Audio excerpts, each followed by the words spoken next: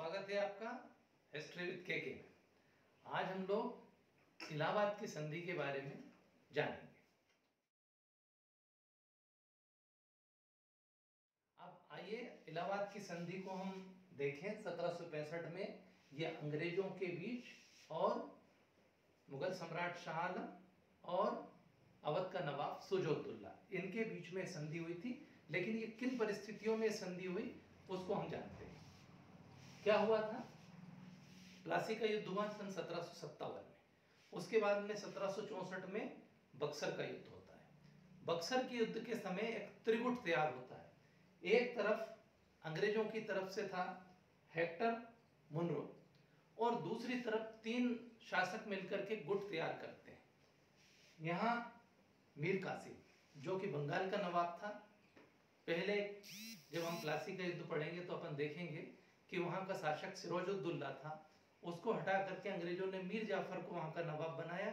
मीर जाफर से जब वो संतुष्ट नहीं हुए तो मीर कासिम को बनाया और मीर कासिम जब उनकी अंग्रेजों की इच्छाओं को पूर्ण नहीं कर सका तो पुनः मीर कासिम को पद से हटा दिया और मीर जाफर को फिर से उन्होंने नवाब बनाया। इससे मीर कासिम नाराज था और अपनी खोई हुई सत्ता को पुनः प्राप्त करना चाहता था। तो एक तो मीर कासिम था, दूसरा था मुगल सम्राट शाह आलम, तीसरा था अवध का नवाब सुजा-उद-दौला जो कि कभी से इधर के क्षेत्रों पर अपनी नजर जमाए बैठा था। मुगल सम्राट शाह आलम पुनः दिल्ली में अपनी सत्ता कायम करना चाहता था। इन तीनों लोगों ने मिलकर के गुट बनाया, त्रिगुट। और 1764 में 22 अक्टूबर सन 1764 में बक्सर के मैदान में युद्ध हुआ।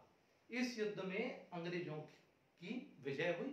मीर कासिम युद्ध भूमि छोड़ करके भाग गया और ने एक अज्ञातवास में ही उसकी बाद में मृत्यु भी हो गई।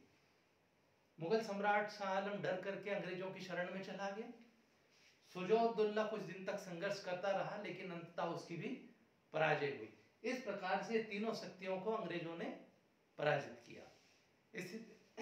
और इसके बाद संधि होती है इलाहाबाद की संधि 1765 में। तो यह संधि हेक्टर मुनरो के समय नहीं हुई। 1765 में इंग्लैंड गवर्नमेंट ने दूसरी बार क्लाइव को गवर्नर बना करके और भारत भेजा।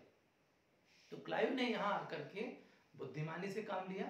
उसने कूटनीतिक तरीका अपनाया ताकि सत्ता भी कायम हो सके, अंग्रेजों को फायदा भी हो सके और अनावश्यक संघर्ष भी नहीं हो। तो इसके लिए उसने क्या किया? दो संधियां की। संधि कहलाती एक ही है, इलाहाबाद की संधि 1765, परंतु जब हम किताबों में गहराई से अध्ययन करें तो वास्तव में दो संधियां थी। पहली संधि उसने क्या किया? मुगल सम्राट शाह आलम के साथ की। यह संधि की थी 12 अगस्त 1765 में। और दूसरी जो संधि हुई थी, दूसरी संधि 16 अगस्त 1765 में उसने सुजा-उद-दौला के साथ की। दो संधियां हुई थी और संक्षिप्त रूप में ये दोनों देखी जाती है इलाहाबाद की संधि के नाम से। अब यहाँ पर हम देखेंगे कि इन संधियों में अलग अलग थी तो इनमें क्या शर्तें थी। मुगल सम्राट शाह आलम के साथ जो संधि की थी उसकी शर्तें कुछ भिन्न थी और जो अवध का नवाब सुजा-उद-दौला था उसके साथ जो संधि की थी उसकी शर्तें कुछ भिन्न थी। तो दोनों को हम अलग अलग अब देखते हैं। पहले हम देखें 12 अगस्त 1765 को जो मुगल सम्राट शाह आलम के साथ संधि हुई थी उसकी शर्तें क्या थी, ये हम देखते हैं। मुगल सम्राट शाह आलम से बंगाल का जो क्षेत्र था जिसमें कौन कौन थे? बंगाल का क्षेत्र, ये बंगाल का क्षेत्र किससे ले लिया? मुगल सम्राट शाह आलम से अंग्रेजों ने ले लिया। यहाँ ये क्षेत्र उनको प्राप्त हो गया।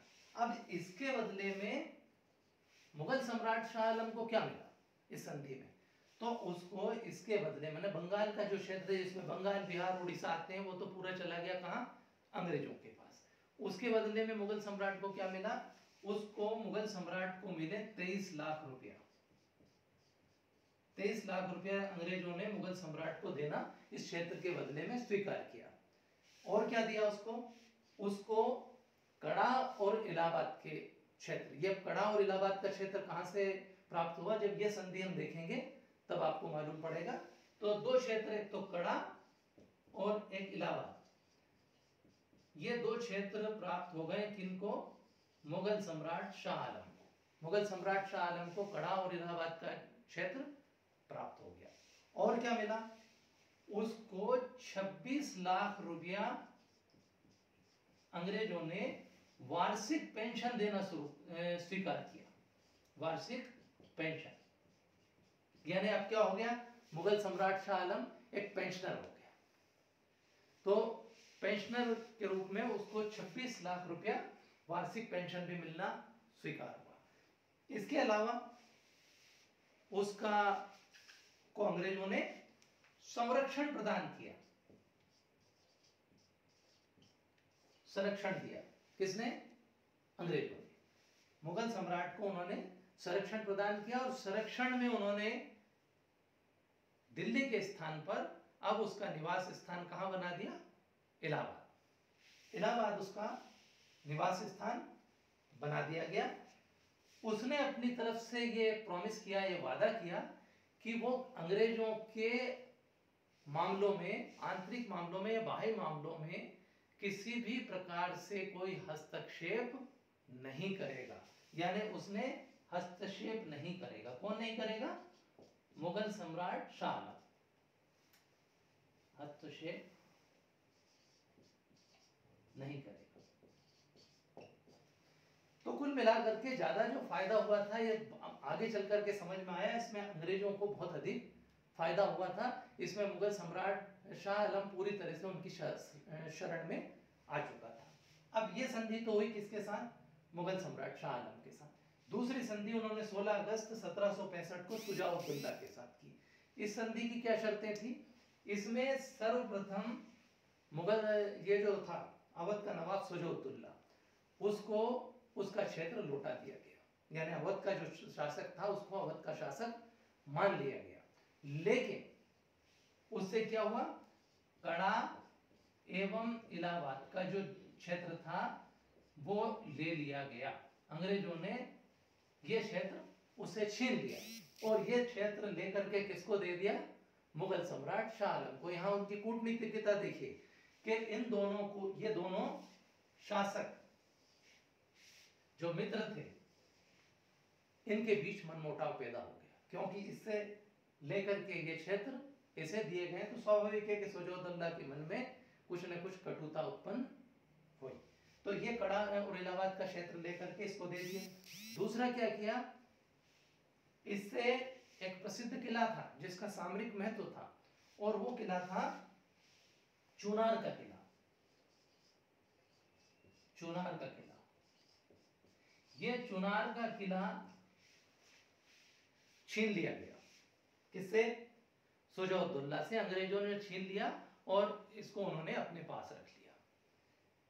शुजा-उद-दौला को युद्ध के लिए दोषी माना गया और दोषी मानते हुए उसके ऊपर 50 लाख रुपए का जुर्माना किया गया।